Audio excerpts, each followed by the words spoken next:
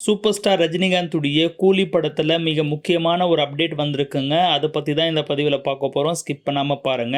லோகேஷ் கனகராஜ் டைரக்ஷன்ல Sun pictures மிக பிரம்மாண்டமாக தயாரிக்கிற படம் தான் கூலி. இந்த படத்துல ரஜினி சார் கூட சத்யராஜ் 38 வருஷத்துக்கு அப்புறமா சேர்ந்து நடிக்க போறாரு அப்படின்ற நியூஸ் ஷூட்டிங் போறதுக்கு முன்னாடியே நமக்கு தெரியும். சத்யராஜ் சார் ஒரு பேட்டிலேயே அதை கன்ஃபார்ம் பண்ணியிருந்தாரு. ஜூலை 5ஆம் தேதியில இருந்து கூலி படத்துடைய ஷூட்டிங் ஹைதராபாத்ல ஸ்டார்ட் ஆகியிருக்கு.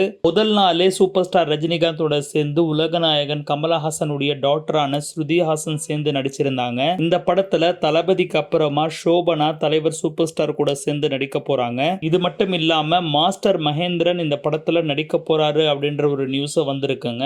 ஆமா, அவர் ராமோஜி ராவ் பிலிம் சிட்டில எடுத்துக்கிட்ட ஒரு செல்ஃபி வீடியோவை தன்னுடைய இன்ஸ்டாகிராம் பக்கத்துல அவர் போட்டிருந்தாரு. சின்ன வயசுல இருந்து சினிமா துறையில இருக்கிறவர் தான் மாஸ்டர் மகேந்திரன். பல படங்கள்ல அவர் நடிச்சிருக்காரு. தளபதி விஜய் உடைய மாஸ்டர் படத்திலையும் அவர் நடிச்சிருந்தாருங்க. விஜய் சேதுபதி உடைய சின்ன வயசு கேரக்டர் பவானியா அவர் நடிச்சு கலக்கியிருந்தாரு. லோகேஷ் கனகராஜ் மாஸ்டர் மகேந்திரனுடைய ஒரு நல்ல ஃப்ரெண்ட் அப்படின்றதுனால லோகேஷ் இயக்கிற ஒவ்வொரு படத்திலையும் இவரும் இருப்பாரு அப்படின்ற பேச்சு அடிப்படும். அந்த மாதிரி தான் இப்போ சூப்பர் ஸ்டார் உடைய கூலி படத்திலேயே அவர் இருப்பாரா அப்படின்ற சந்தேகம் இருந்த நிலையில இப்போ அவர் ராமோஜி ராவ் பிலிம் சிட்டில எடுத்த ஒரு போட்டோவை ஷேர் பண்ணிருக்காரு. இதை வச்சு பார்க்கும்போது அங்கதான் இப்போ கூலி படத்துடைய ஷூட்டிங்கும் போயிட்டு இருக்கு. அப்போ கிட்டத்தட்ட மாஸ்டர் மகேந்திரன் இந்த படத்துல இருக்கிறது கிட்டத்தட்ட உறுதியாகி இருக்குங்க. இப்போ வந்திருக்கிற தகவல் என்னன்னா பஹத் ஃபாசிலும் இந்த படத்துல கமிட் ஆகி இருக்கிறாரு அப்படின்றது தான்.